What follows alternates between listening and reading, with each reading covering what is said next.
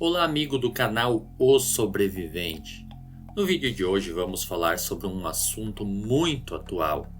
Você abre a internet e se depara com muitos canais, sites e lojas sobre cutelaria, bushcraft, militarismo e assuntos correlacionados. Então, no vídeo de hoje, nós vamos falar sobre facas e os seus diferentes tipos e suas formas mais convencionais. Mas antes de entrar no assunto, vai se inscrevendo no canal porque eu garanto, o assunto é muito bom e você vai gostar muito dessa matéria. Bom, vamos para o vídeo. As facas são ferramentas utilizadas desde as mais primitivas eras da humanidade. Elas podem ser usadas para as mais diferentes aplicações, como ferramenta, como arma ou também como simples objeto de decoração. E para cada função existem diversas combinações de geometria de lâminas, tipos de metais e também métodos de fabricação, cuja combinação a torna adequada a determinado tipo de uso. A presença deste instrumento, no caso a faca, ela é confirmada desde a Idade do Bronze, ou mais ou menos ali 6.500 anos antes de Cristo. Ao longo da história humana, as facas foram produzidas das mais diferentes maneiras em várias sociedades, desde as pedras lascadas pelo homem primitivo na Ásia Menor, passando pelas facas produzidas a partir de pedaços de meteoritos ricos em ferro, até as facas produzidas nos dias de hoje pela indústria moderna. O ápice do uso da faca como talher se deu entre o final da Idade Média e o Renascimento, com aqueles requintes da cutelaria na Itália, Alemanha, França e Espanha. Vamos ver então aqui as 8 facas projetadas para sobrevivência. Ao final, nós falaremos de um caso bem específico, um bônus especial nesta série.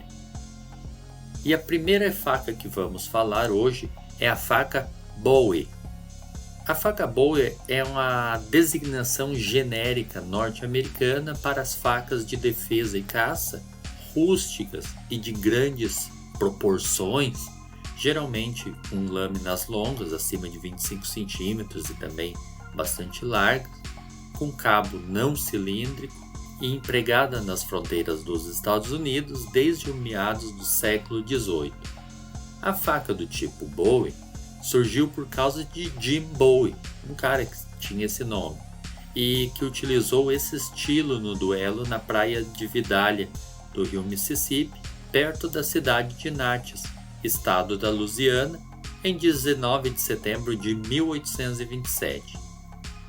Para ser mais exato, neste episódio específico, só para contextualizar de onde surgiu a faca Bowie, o protagonista, Jim Bowie, que era um comerciante e aventureiro de grande prestígio social na época, durante um duelo e mesmo atingido por diversos disparos de pistola, ele conseguiu matar com um golpe de sua grande faca, sua faca que veio a se tornar a faca Bowie, o Major Norris Wright, que era o seu desafeto, seu oponente ali.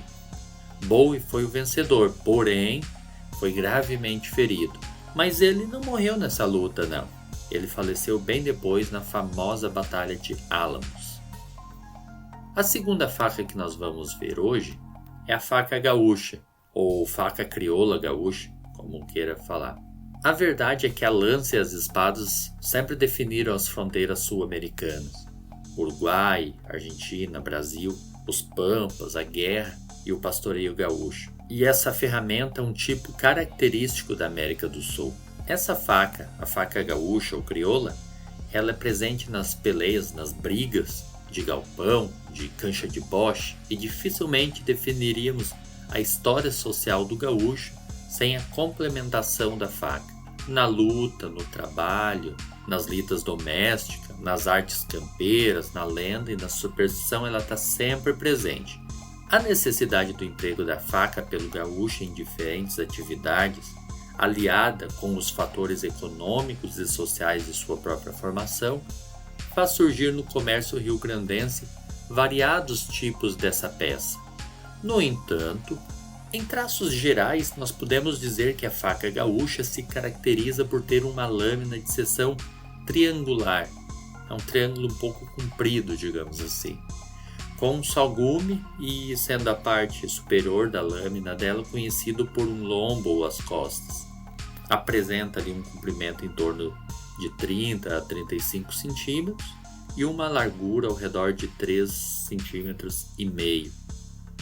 Em algumas delas, na lâmina, além da parte afiada, também apresenta orifícios, algumas ranhuras, uns entalhes ali que se relacionam no trabalho rústico do gaúcho da vida campeira, e o cabo pode ser de madeira, de chifre de gado, ou ainda mais sofisticado, como trabalhado em prata e ouro até.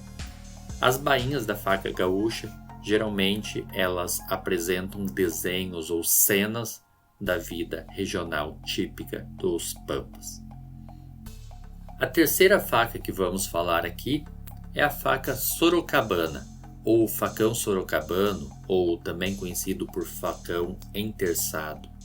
E este é o nome dado a um tipo de faca ou espada desenvolvido no interior do Brasil, mais precisamente no estado de São Paulo, ao longo dos séculos XVIII e XIX. Era utilizado para o trabalho campeiro e abertura de matas. Suas principais características dessa faca ou facão sorocabano são a lâmina longa e estreita, frequentemente com uma ligeira curva, a empunhadura que apresenta uma sutil barriga que afina e termina com um pomo arredondado como se fosse uma cabeça de ave, e a técnica de construção enterçada, na qual a lâmina é fixada por 3 rebites a uma fenda no ricaço, aquela parte sem fio que fica entre a lâmina e a guarda do cabo. Hoje, comumente chamada de faca sorocabana, também foi conhecida por outros nomes ao longo do tempo e em diferentes regiões do país. Na primeira metade do século XX era conhecida como facão enterçado em São Paulo e como facão sorocabano em outros estados. A quarta faca de sobrevivência que nós vamos abordar é o carambite ou kerambit, e é uma faca originária do sudeste da Ásia e é muito utilizado para defesa e trabalhos manuais específicos. Alguns chamam simplesmente de garra, e ela é encontrada principalmente em artes marciais filipinas e indonésias. No princípio, lá no início da história dessa faca, ela era usada principalmente para tarefas agrícolas. Hoje em dia, ela é usada principalmente para demonstrações artísticas de artes marciais e também para treinamento. Existem muitos kerambites em madeira ou alumínio também. A quinta faca que nós vamos abordar aqui é a famosa coreadeira, ou faca de tirar couro de animais. Geralmente artesanal em aço carbono 1070 oxidado com lâmina monobloco, que se estende até o final do cabo. Ela é uma faca forte, que mantém o fio por muito tempo. Ela tem geralmente uma ponta curvada e a faca coreadeira é ideal para remover couro sem furar a pele. Ela é uma faca para esfolar animais, literalmente. Ela sempre foi muito utilizada nos sertões, onde as manadas de gado eram transportadas por estradões e geralmente tocadas a cavalo, e onde os trabalhos eram todos manuais nos frigoríficos e nas fazendas. A sexta faca abordada aqui é a famosa faca Hunter, ou a faca de caça, e ela é uma faca muito usada no bushcraft e para preparar a caça a ser usada como alimento. Ela também é utilizada para esfolar o animal e cortar a carne também. E diferente da adaga de caça, tradicionalmente usada para matar animais selvagens, assim como é diferente da faca javalizeira. Algumas facas de caça são adaptadas para outros usos na natureza, como uma faca de acampamento, onde os caçadores podem usar como facões ou machados quando essas ferramentas não estão disponíveis, enfim. Nesse caso, a função da faca de caça ou a faca Hunter é semelhante a uma faca de sobrevivência. Por isso, muitos sobrevivencialistas adotam essa faca para o seu uso. As facas de caça são tradicionalmente projetadas para cortar ao invés de apunhalar, e geralmente tem uma única lâmina afiada. A lâmina é ligeiramente curva na maioria dos modelos, e algumas facas de caça podem ter uma lâmina que tem uma parte curva ali para tirar a pele e uma parte reta para cortar fatias de carne. Algumas lâminas dessa faca Hunter, da faca de caça, incorporam um gut hook, que seria um tipo de gancho que faz um corte, como você vê aí na imagem.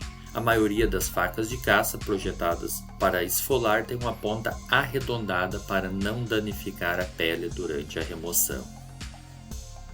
A sétima faca que vamos ver aqui no nosso vídeo de hoje é a faca javalizeira. A caça de javali, que foi liberada em função da proliferação desses animais que acabam por destruir plantações inteiras quando estão em grandes manadas, ela trouxe de volta para o mercado as chamadas facas de caça, mais precisamente as facas javalizeiras, um tipo específico de faca de caça. Há um entendimento no mundo todo de que uma faca de caça não necessariamente seja usada para caçar o animal, mas sim para corear e trabalhar a sua carcaça, desossar ele. São facas mais resistentes, espessas e muitas vezes com pontas mais agudas. No caso específico das facas javalizeiras, elas são sim para o abate do javali e por isso elas possuem algumas características bastante singulares. A primeira delas é o tamanho. Uma faca javalizeira precisa ser maior do que uma faca comum de lida ou de churrasco, por exemplo. Geralmente se parte pelo menos de 10 polegadas.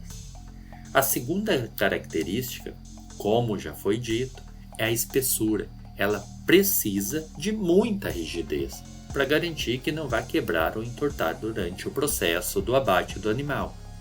A terceira característica, que é a ponta, ela precisa ser pontiaguda, extremamente pontiaguda, para permitir que atravesse o couro espesso do javali sem muita dificuldade.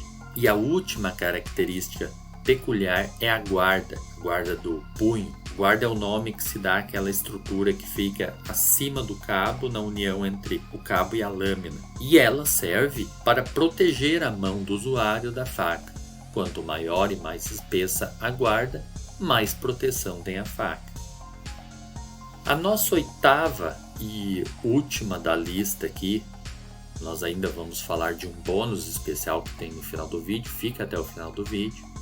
Mas o nosso oitavo item aqui, a nossa oitava faca, são os famosos canivetes ou facas de bolso mais ultimamente utilizados. Esse tipo de faca ou faquinha é essencial para o sobrevivencialismo, pois ela ajuda em atividades de emergência quando não se tem uma outra ferramenta de corte à mão, e na defesa pessoal, principalmente para intimidar e evitar aquelas aproximações indesejáveis. É uma excelente faca para sobrevivencialista.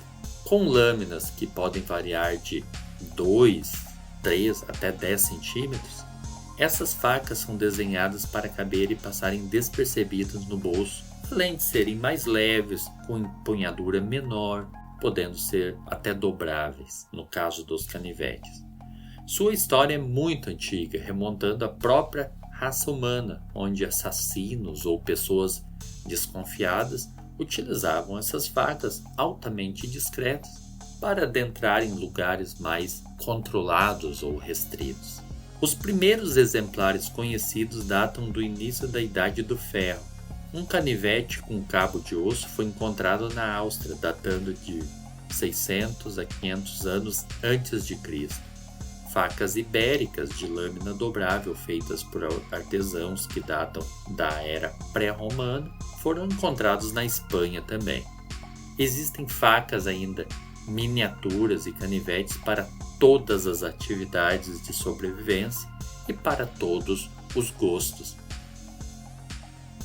Vamos agora lhes apresentar o nosso item bônus desse vídeo. Vamos falar das famosas facas japonesas, que é onde se destacam as facas Santoku, Nakiri e Kai, essas que aparecem no vídeo. As facas japonesas são descendentes das espadas dos guerreiros samurais, as espadas samurais. No século XVI, apareceram em Kyoto, que era a antiga capital japonesa, alguns mestres na arte de confecção de espadas. A cidade de Sakai, perto de Osaka, ela acabou se tornando um polo de fabricação de espadas.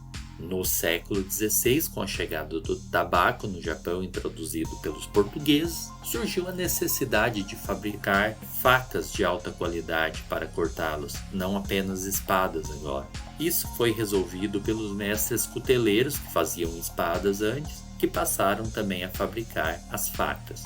Já no final do século XIX, com o fim da era dos samurais, acreditava-se que não haveria mais mercado para os mestres cuteleiros, mas o ofício ressurgiu, impulsionado pelos interesses na arte de confeccionar espadas e pelo surgimento da profissão de sushimen. Durante a ocupação americana na Segunda Guerra Mundial, foi proibida a fabricação de espadas. E esses profissionais se viram ali obrigados a procurar outras atividades. Mas após a guerra, o ofício de cuteleiro retornou com tudo. E hoje é uma profissão extremamente respeitada no Japão e, por que não dizer, no mundo.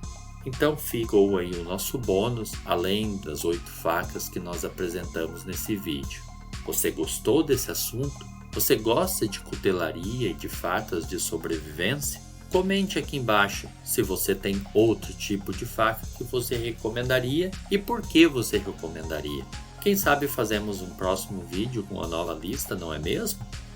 Então se inscreva no canal, deixe o seu like e esse foi mais um vídeo do Sobrevivente. Um abraço.